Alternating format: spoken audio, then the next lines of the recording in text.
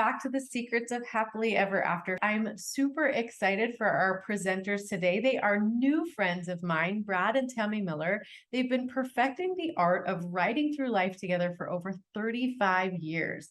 First on a tandem bike, then through their marriage wisdom.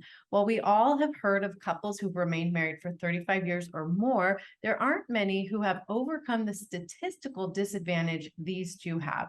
There have been 13 divorces in their family. Brad and Tami have worked hard to overcome this disadvantage and have gone on to help thousands of other couples through their counseling center, online marriage coaching, books, tandem marriage blog, and more. They've beat the odds and are enjoying marriage to its fullest. They can help you beat the odds too. Welcome, Brad and Tami. How are you guys doing? Well, thank you. Doing great. We're glad to be here. Yes, we're excited to be here. This sounded like an amazing couple. We can't wait to hear from them. Like, who's she talking about? I love it. I feel like I should get a full-time job just reading intros. Like, I really love reading people's intros. That's fun. Well, let's start with the one question I'm asking every single panel of experts that comes on this summit. And that is, if you had the undivided attention of all the married couples in the entire world for just a few moments, what is the most important concept you could teach them about how to live happily ever after with their spouse? Let you jump in, Brad. Don't ever, ever stop working on your marriage. We've worked with hundreds of couples who have said, we just thought once we got married, everything would go a certain way, and it doesn't. And, we could paint 1,000 pictures of, maintaining your car or your home or anything else in life that matters. And we have to be intentional to invest in that thing with time and money and resources and whatever. And marriage is no different, except that it's more important than all of those things. So don't ever stop working on your marriage. And now you're going to hear something really amazing. I figured. No, actually, he's spot on. I mean, once you start sitting back and just thinking that your marriage is on autopilot and you're not paying attention anymore, it starts to die. And so it's important that you're constantly checking in with each other and nurturing it, spending time, laughing, which we'll talk more about. Just having fun and don't let it get stagnant. It's just so important. You can't say, we'll worry about us after the kids are all gone. Oh, yes. You have to constantly be thinking, when the kids are gone, there needs to still be an us. What's it going to take? So important. And you both mentioned a word that is my favorite word right now.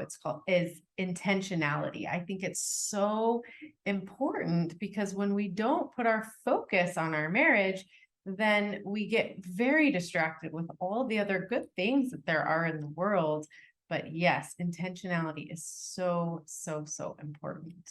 Yep. So is there just one secret to being happily married, or are there others? Is there just one secret? Nope. I mean, one of the things, Tami, and I talk about often is that you have to be intentional. We just talked about that. You have to keep learning. We talk about being a student of your spouse and don't ever stop learning. And then there's stages or seasons of life where, as a guy, I can think I completely got my wife figured out, in her 20s or something. And then we get into a different season of life and it all changes. And so there's really not one secret. It's just doing whatever you can. And here's an example of how easy this can be. We knew going into our marriage, we had a statistical disadvantage. We'll talk about this some more, but we knew that we did.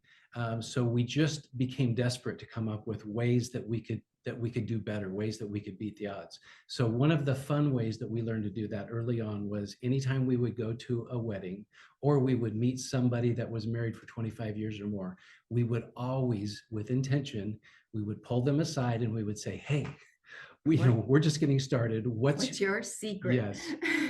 So for 37 years now, we've been asking this question, and we can recite many of them off the top of our heads, or at least put them into groups, but we've learned so much from these couples over the years, and it really is that piece. Don't ever stop. There's always something you can learn. We'll see people in an older couple in a coffee shop spending time together, and sometimes we'll just we'll be those people. We'll just ask them. And they're great conversations, but no, there's not just one secret. Oh, I love that. And if you're here watching this Secrets of Happily Ever After, you're going to learn so many. So do you have something to add, Tammy? Oh, I was just gonna laugh when he said older couple. I was gonna say like Oh, us. Oh, they're like us. yes, We're that couple now. like us. That's amazing. We're so similar because I love asking questions too. Whenever I see people that seem very happily married, I always want to know, what is your secret? And it's not hard to tell looking at a couple if you're okay asking that or not. There's some people who look a little what we would call prickly, and we're like, no, maybe not today. But Yeah. there's people who we would look at and say, oh, they're dying to share some of their secrets to a happy marriage, so we're going to ask. One of our favorite memories of asking a couple, they were probably in their mid 80s and they were dancing on the dance floor at this wedding. So we kind of worked our way dancing next to them, and we asked them that all important question, thinking, I wonder which one of the, dozen or more responses that they're going to say. And they said one that literally we stopped dancing and went, what? They said there was forgiveness and the touching of feet. Wait for it. So we sat there and suddenly we knew exactly what they were talking about. You know how when you go to bed and you're mad at your husband? And you're like, don't touch me, don't come near me, stay on your side of the bed. And so this couple talked about how you know that you've forgiven each other when you can slide your feet together and touch your feet and then go to sleep. Sort of a check-in. We thought that was just the sweetest. That's funny because I always have to be touching my husband, and I put my cold feet all over him. And I don't know that I've ever asked him if it bothers him, but I need to be touching you in order to fall asleep tonight. But isn't it interesting to think of that as kind of a check-in? How are we doing? We're doing good. It was a good day. Or, how are we doing? Oh, something's wrong. I've missed something today. It's true. Very good. I love it. I love it. So tell us a little bit about how you've overcome that statistical disadvantage in your marriage. Great question. So we realized about 5 years in, we kind of have this little stretch, 5 to 8 years, 5 to 9 years, something like that, that we jokingly refer to as the dark years now. Hardest part, yeah. It was so hard. Young kids and bills and. But it really was, first and foremost, it was acknowledging for us that each one of us were broken in different ways, that each one of us didn't know as much as we thought we knew about marriage, that each one of us, even though we loved each other desperately, that was not going to be enough for us to see us through. So it was acknowledging that first, and then it was that next stage which said, now what do we do about that? Because since our parents had been divorced, we didn't have those built-in mentors. And, pro tip, this is a reason to stay married and work it out, because then your kids have mentors built in, and they will come to you in those periods of life when they're struggling a little bit here and there. Ours have done that as well at different times, which is a complete blessing and honor to have them do that. Yeah. But we didn't have that. So we went to every conference we could afford to drive to. We Marriage bought books. every marriage book that we could afford. We would sometimes adopt people that we cared for and looked like they had a healthy marriage. And we learned much later that this is something we call mentors now.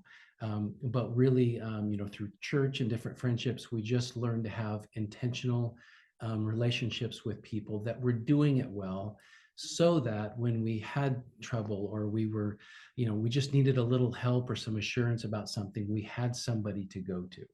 So all of that was so important for us.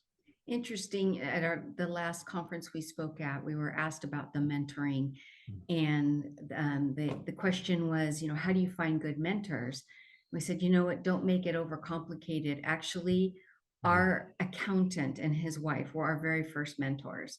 And then it was our pastor and his wife, and so it's just a neighbor, and, just start, what are they doing right? And who can you call? And so, don't overthink it. Don't make it more complicated than it is. Just who do you look up to, and start building that group of people around you. And like I said, we have books and conferences we went to. These people don't even know who we are, but they made such an impact in our life. That's so good. And I often tell people that I don't believe you can achieve the highest level of happiness in a marriage on your own because we do all have those blind spots. So it is so important to get mentoring or coaching or someone that can just point out to us those things that we don't see because we create our own reality with our thoughts and we're really good at seeing the world as we are and not as it is. And so a good marriage mentor or a good coach can point out to us those things that we're missing. Yep. And isn't it interesting that we often say the phrase "it takes a village to raise a family," but it takes a village to have a happy marriage Mhm. too. Absolutely. I love that. I love that. So tell us, you guys have like the 5 best ways to create your own happily ever laughter. When I read that, I was like, yes, Right? all those. That's our story. I mean, it started out when Brad and I fell in love. Actually, what we people ask us, tell us about when you fell in love, your love Mhm. story, and we say, I'll say, he made me laugh, and then he says, she She laughed. laughed.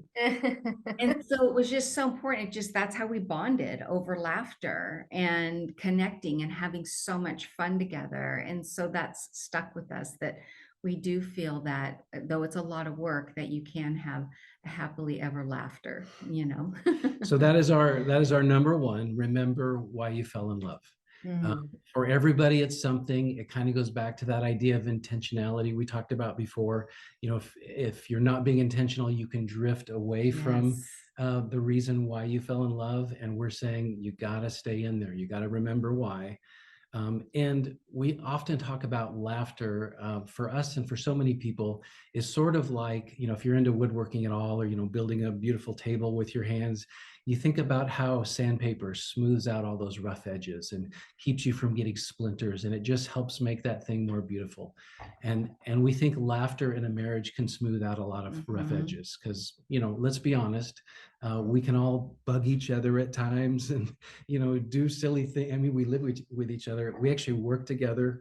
We live together. Obviously, we do, like, our schedules are exactly the same. We marriage coach together. Everything we do together. And people say, "Well, gosh, doesn't that start to bug you once in a while?" Of course it Yeah, yeah. does.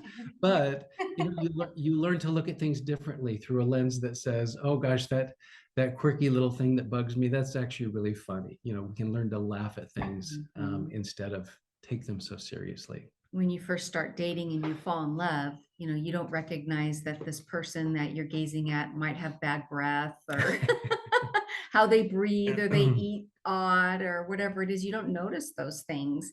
And then suddenly you've been married a while and you notice you chew funny.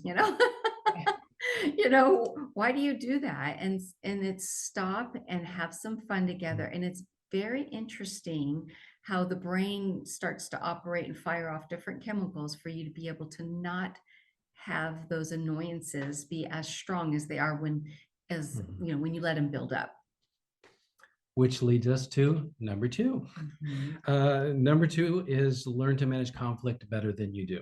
oh, It's so interesting for us because, again, at our counseling center, we collectively see 150 to 180 clients every week. So we have a large group practice. We We have have a large several group practice. clinicians. So that's a lot of data, a lot of intel, a lot of having our finger on the pulse of what's happening with couples. And over 90% of couples that come in and say, we really need help with our marriage, will say, we need help with communication. And it That's was the code. it was Communication. interesting for us early on because sometimes we can think very analytically and we think, well, what is it about communication that all of a sudden 5 or 10 years into marriage you just kind of Forget. suck at it. You used to do it really good when you were dating and you'd listen to each other breathe on the phone and it was all great, and then you sort of forget how to communicate. And we realized when we dug into that it really isn't about people learning forgetting how to communicate. It really is about conflict getting in the way of good communication. So understanding what conflict looks like for a couple, understanding how to mitigate that and really work through that, sandpaper, rough edges, not letting those things build up and get to you, and just learning how to deal with conflict better is really the key to getting your communication back on track. Because if you can take your stress level, your conflict level, from a 8 or a 9 down to a 3 or a 4, all of a sudden you have all of this headspace to communicate well and get your point across, to be heard and to hear your spouse well. And it just makes all the difference in the world. Do you find that any of that, the trouble communicating after you've been married for a long time, stems back to people just thinking they know, like, I know what she's going to say, or like, I know how they feel about that. So they just Yes. don't even bring things up, or they've tried so hard to not rock the boat that they're just not even going to share their opinion anymore. Like those types of things, I think, get in the way Yes. as well. I think that's what you said is exactly part of it. And even to expand on the first one you said a little bit more, I already know what she's going to say, which really makes me feel very impatient. Like, why do you have to say this again? And then it just escalates things further. So yeah, not helpful. Those assumptions will definitely do a lot of damage in your marriage and escalate it to a place where I say, when Brad and I work with couples, we can see where an annoyance built into some bitterness that builds in, that starts to turn into resentment. And resentment is the relationship killer. So noticing that, gosh, I've been annoyed and just super frustrated for a while now. What's going on? And often couples, they think they're arguing about a situation or a decision or an opinion, but they're actually in conflict about the feelings that they have. They don't like the feelings. Yeah, when they mention it's because of we don't agree with how to parent, or we don't agree about this financial decision, that's just the symptom. Not agreeing is not the problem. It's a symptom of the problem. It's the feelings that you're allowing to build in you that are the real problem. And that's what the couple's arguing about. And they don't want to be vulnerable enough to bring that out. We always say the problem is not the problem, it's the feelings about the problem that are the problem. Good. Say that 5 times fast. Okay. Number 3 is don't drift. We talked a bit about intentionality already. You're either being intentional in your marriage or you're drifting. And if you're not sure which one, you're drifting. You're drifting. Yeah. So it really is this idea that you have to know what you're doing to be intentional. You have to be on it. We've actually been writing a book called The Marriage Tree, and it really is it's analogies that we can learn from trees about marriage. Now that sounds like it's a stretch, but it's taking something, 2 things that aren't typically related and kind of tying them together in profound and beautiful ways. And so think about something like planting a tree from a young seedling. We've got 2 Meyer lemon trees that we just planted in our backyard, and they're about 6 or 7 inches tall. They're little So babes. we're checking on those little Meyer lemon trees, a couple times a week. We're making sure the soil around them is just right and healthy. We're making sure that bugs don't get to them. We're making sure that they've got nutrients in the soil. We're doing everything that we can intentionally to make sure that those things grow and produce the fruit and beauty that we want in our backyard. So it really is that same idea. You're either intentional or you're drifting, and please be intentional. And when you neglect, you're going to drift, and you're not going to pay attention. You're not going to notice something's dying, which is the marriage and the relationship. So good. So good. Okay. Wow. Okay. Let's hear number 4. You ready for number 4? Give us a number 4. Let's see. How do you spell love? Time. So spending time together, making your marriage a priority, protecting it. So it's, look at it as like if you build walls around your marriage, which is an analogy that confuses people sometimes, but you build walls around it, but it has doors and windows. So you're not locked in there together in this codependent, enmeshed relationship. It's that you decide what comes in your protected marriage. So you need to protect it. Which is typically done with spending time together. That's the biggest investment. It doesn't have to be hours and hours and, weekends all the time. It's just, how do you connect as the best you can on a daily basis? Brad is a retired firefighter for 26 years, and he'd be gone for days, several days, sometimes a week or so at a time. And so it was important when he got back that we set aside time to stay connected, because it's very easy to get disconnected Mhm. the more you're away. So making dates, small ways, big ways, weekends, a week, working your way up to these opportunities to invest in your marriage Mhm. and making it a priority. And just remembering that the world does not have as one of its priorities to protect your marriage. So we have to do that. We have to say, hey, this is my job. This is not only my job, but this is my most important job. Everything else relies on this to happen well. So it's just that idea, again, of being intentional. We keep coming back to that theme because it's really that important. So that was number 4. And it's also when you're raising kids, it's easy to put them Mhm. first and protect them first, as disguised as protecting your marriage. But the best gift you can give those kids are two parents that love each other, because you can conquer anything in life in a good, healthy marriage. But what good is any of it if you don't have somebody to celebrate with? You So have, Hmm? you have me? I do. Okay, and number 5 is life is hard enough. That's why you should laugh more. Mhm. So we'll actually be intentional to find things in our marriage that cause friction and find ways to laugh about them. We are very intentional about that. For example, the majority of husbands surveyed would agree that they can park just as well on their own as they can when their wife's telling them how to park. So, No. that's that's one of How do the they do it my without? husband needs my help to drive all the time. I don't Right. know what he's talking about. I have no idea how he gets where he's going without me. Exactly, Monica. we Exactly. we were recently in Kentucky with some really good friends of ours. This is a couple that we've known for 35 35 plus years. years. Um, and she was in the back seat, and Tammy was trying to help me drive. And our friend said really loudly, "Everybody be quiet. Tammy's trying to drive." And I laughed so hard. I said, that is so good. That's going to be retold. That is a good one. So it is exactly that kind of thing could get under our skin, and it could be that friction that just makes us both so frustrated and irritated. Or it could be that kind of thing that we say, hey, let's figure out a way to laugh about it. Our differences are our differences. She has her preferences, I have mine. We still have differences. And it's funny because people on the outside have called us, Barbie and Ken, and different things, because we're lovey-dovey and we really care about each other. And it's just, we have the same things that bug us that other people do. We've just learned to deal with them. So that really is a part of that. Learn to laugh more. The truth is, sometimes it is hard to laugh, but usually when you're reaching this point, when you're thinking, man, we have not laughed together for a while, we go back to your drifting. How much Mhm. time we've been investing? What's going on? What am I feeling? How am I not being vulnerable? What am I avoiding? Why am I tiptoeing? You just got to ask yourself all those questions, or maybe it's asking someone to come sit with you and help you guys work through something and get you back on track.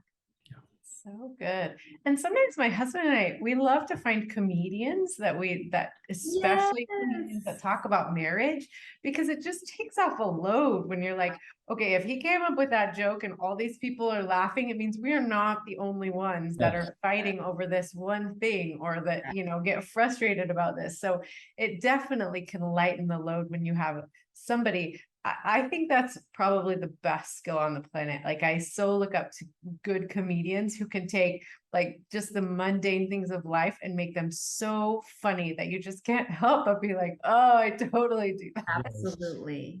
And the other, the science part of it is that laughing together really produces oxytocin in our bodies, which we call the love drug. So if you can look at each other when you're laughing, that's even a Yes. bonus. We actually hold hands when we're laughing. Yeah. Very good. Oh, so good. Well, since you guys run that counseling center, I want to ask you, what would you say to a couple about when is a good time to seek help in their marriage? How would somebody know when they're like, maybe it's time that we get some outside help here? So I think typically we've talked a lot about mentors. So if you have mentors and they're saying, you know what, you guys, this is starting to get a little more serious, you should probably seek out a counselor to get you through something. And so it's like, other people are going to notice if you have people in your life that you're doing life with and you're being honest, they're probably going to be honest with you and say you should probably reach out for help. So seeking out professional counseling will get to the roots of it and get deep, and they'll go on a journey with you so you can thrive again. Also coaching.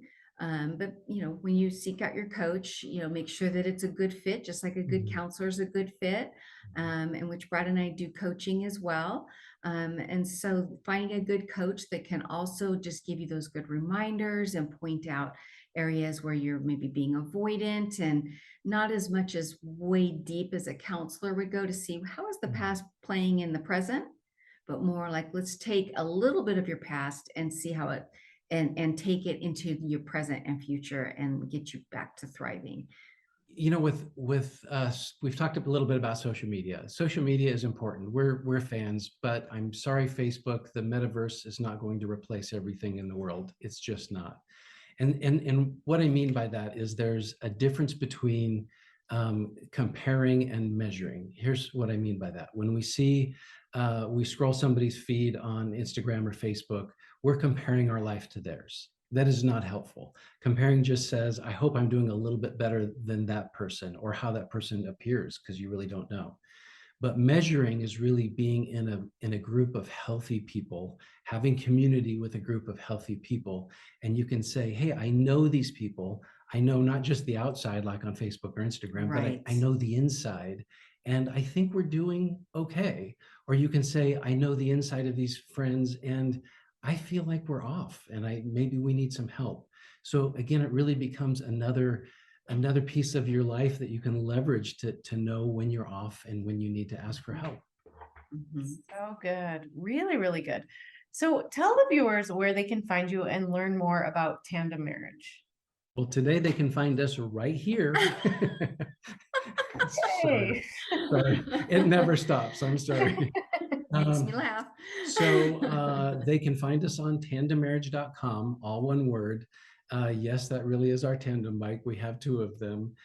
We have a blog there where we write articles, mostly Lots of articles. on issues that we've helped couples work through. When a question comes up enough times, we say, let's write about it and help people. Or sometimes there are our own challenges that we've worked through, but we want to help others. We won't tell you which ones.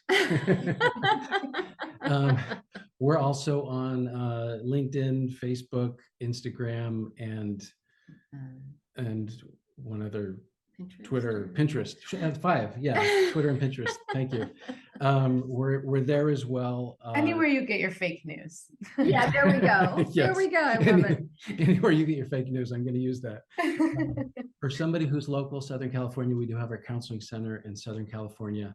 But if you want information on that, you can actually find it through our website at tandemmarriage.com. So lots of ways to find us. Excellent. Thank you so much for your time. And to learn more ways to deepen your intimacy and strengthen your relationship, make sure you watch this video next